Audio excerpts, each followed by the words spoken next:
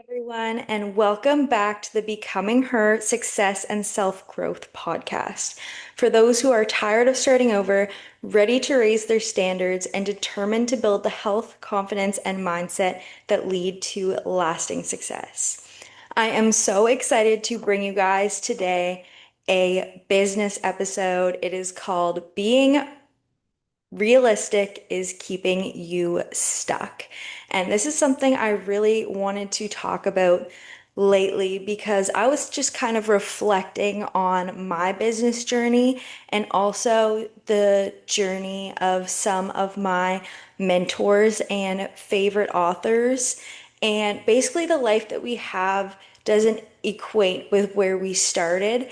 And that in looking at any scenario can be attributed to not being quote unquote realistic because so many people are taught to be realistic, quote unquote responsible, to get a quote unquote decent job that is secure, that pays the bills, gives you benefits, etc., etc. And, if you're unhappy in said decent job, you should just look for a different decent job, or you should just stick it out and suck it up and continue being miserable, is basically the lie that we are taught in society, especially in like middle class families, is that that is life. You go to school, you get a 9 to 5, and you work that 9 to 5 until you retire. But in these times, like a lot of the time, even like two parents 9 to 5s just like isn't enough to live the kind of life that like even if you grew up in a middle class family that you would have lived on one or two parent incomes. And one parent income is just crazy, right? And even, for myself, growing up in a very middle class family,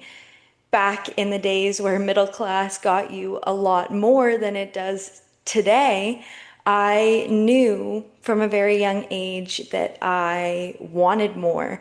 And I was very entrepreneurial from a young age, selling things, lemonade stands, just dog walking in the neighborhood, babysitting, all of the things. I even used to go to Bulk Barn and just buy a bunch of candy and then make cute little candy bags and sell them for $1. But yeah, that is just a little bit about me and why I really wanted to be able to give my family more.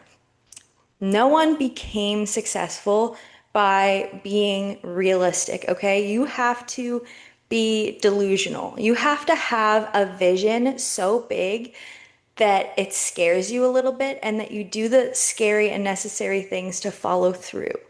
Like wanting to have like a little bit extra freedom isn't enough to show up scared, to make the investments, to take the actions, to go for more. You need to have the biggest vision. Like if you are just wanting, to go on a vacation in a couple of years, so you want to increase your income a little bit, or you want to be able to spend like on extra little things you want, like a massage or, getting your hair done more regularly. That is not enough motivation to go all in, okay? You need a big vision. A big vision is what is going to get you there. So, I am going to share a little bit about my story as well as some of my mentors and favorite authors' stories here to really show you that the big leaps, the crazy decisions that are not responsible and are not realistic are what gets you the life that you really and truly want. So let's start with me. I started my business 5 years ago now, but when I started the first time, I hadn't really done all of the mindset work, okay? I was like in a place where I wanted it to happen. I was motivated for it to happen, but scary times came up and I ended up taking a job. Now, this was back in 2021 that I took this job, and I ended up working there until 2023 while sort of doing my business on the side a little bit, except my job was in the same field as my business, so my boss really didn't want me to promote it as much because he didn't want my clients at the gym I was working at full time to know that I was also coaching outside of the gym. So I had like a moment of clarity in 2023 where I was like, you know what? This full-time job isn't even as, secure and responsible as it should be. And I decided to, spur of the moment, quit my job and go back to being a full-time business owner. And a lot of people, my parents included, were concerned with this decision because, let's face it, I had a full-time job. I liked my full-time job, didn't hate it, didn't dread going to work every day. And I had, health benefits, and I had a 90-minute break every day to work out. Like a lot of people in my position would have seen it as a dream job. And for a while, I did. For a while, I was so happy that I could focus on coaching people and not have to focus on the business things, the marketing, the sales, any of that stuff. I could just focus on coaching. I could earn a decent income doing so. I could have the benefits. And, I really did like it there for a while. But I kept getting this like nagging feeling that I was meant for more. So I quit. And now, if you haven't been following me long, just so you know, in 2023, I was saving for my wedding. I was behind on the wedding savings plan that I had created, and more expenses were being added to the wedding. I also had a home. We owned a home. I do have a partner, but I also contribute to the bills. I am married now. We obviously weren't then because we were saving for a wedding. But yeah, I contributed about half of the bills. And quitting was scary. I mean, we had a daughter at that point too. So we are supporting a child, we have a house, we have bills, we are saving for a wedding and currently behind. And I decided to quit my job. At this point, I had zero clients outside of my job, and I needed to basically start from scratch.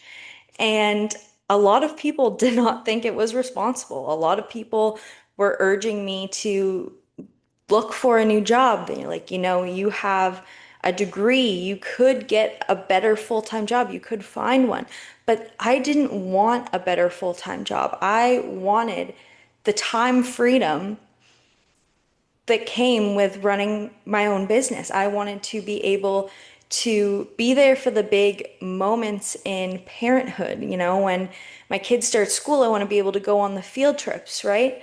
So I did the not realistic, not responsible thing and just decided that I could figure it out, I could make it work. And honestly, if I hadn't have made that decision, I don't know how we would have paid for our wedding because 1 month after, or like a month and a half after I had quit that job, I had tripled my income. And that is the only way we managed to catch back up on our savings. And during this time, we started spending more too, just because we could. Before I quit my job, we were doing things like, cutting back on haircuts, cutting back on nail appointments, like being really budgeted with groceries to be able to save for the wedding.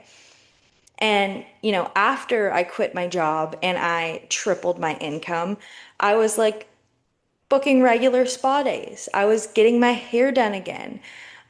We were going out on nice dates. Like everything just got better because I believed in myself, because I committed, and because I showed up every day knowing that I was meant for more and knowing that I was going to make it work no matter what.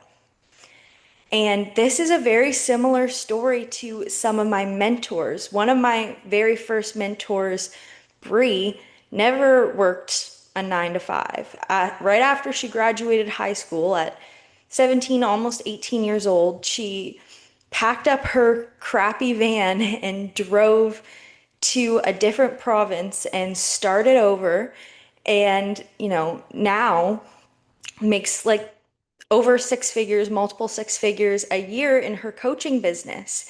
And, everyone in her family also was like, you should go to school, you got the grades for it, you could get a great government job. Both of her parents work a great government job, and they just couldn't understand why she would want to make all of these sacrifices, live in an unfurnished apartment with literally no furniture, and, try to make it work, try to start a business.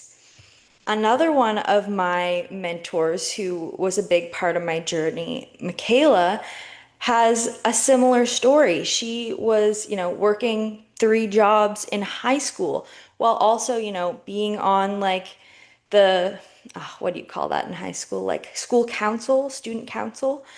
And she was on the cheer squad and working 3 part-time jobs and living alone. She was living alone in high school, working 3 jobs, doing extracurriculars. So sorry, putting my phone on silent now. And she started a business and dropped out of university. And now she also makes multiple 6 figures, and she is someone who came from nothing. And, last year she took her mom to Paris for her birthday. She took her in-laws to Hawaii for a vacation. Like, none of that should have been possible. None of that was, in her, seemed to be in her trajectory from like the outside looking in. You would not have thought that these things would have been possible for her. And I want to move on to some even bigger stories now. Some of my favorite authors, like Rachel Rogers, who wrote We Should All Be Millionaires, great book. She, as a mom of four, quit her job as a law clerk, making like $60,000 a year, and decided she was going to open her own law firm. And more than matched her previous income in the first year. And then in the second year, made $300,000 as a mom of four, living in a 2 bedroom house without an office, just a desk by the door, just because she did the unrealistic things and quit her job, even as a mom, even as one of the sole contributors to her family. And it so paid off. Now she's a millionaire. She doesn't even own the law firm anymore. She owns a coaching business, coaching women on financial empowerment and business empowerment. And another one, I might say it wrong. I think it's Jen Sincero. She wrote the popular book, You Are a Badass, followed by You Are a Badass at Making Money and Badass Habits. I think there might be a couple more there. But her story is incredible. She was scraping by in a crappy apartment into her 30s and was the person who never had, even grocery money. Like she was struggling as a freelance writer. And then she went to a coaching summit or some sort of conference, and she needed to find $85,000 for a coaching opportunity when she had absolutely nothing. Credit cards max, could hardly afford groceries. And she said she was going to find a way to make it happen. Reached out to a extended family member and basically begged them to loan her $85,000. And in the next year, she made more than enough to pay all of her bills and pay that person back. And now she is a successful entrepreneur and author. These people all took crazy leaps of faith and decided that they wanted more for their life. And it paid off in unimaginable ways. And one of the main things that all of these people did was hire mentors. Literally every single one of them has shared a story with me or through a book or a podcast about how they came up with the money to invest in themselves and their future and their business when they absolutely did not have it. Like that, we're talking thousands of dollars. Like, ordered a new credit card just to max it and figure it out later because they had that much faith in themselves. And if you're listening to this and you're like, that is irresponsible, that is the point. We are taught that these things are quote unquote irresponsible because they don't want everyone to be rich, right? They want the middle class people to stay middle class people and not reach for anything bigger. But making those quote unquote irresponsible, unrealistic decisions is why the rich people are the rich people.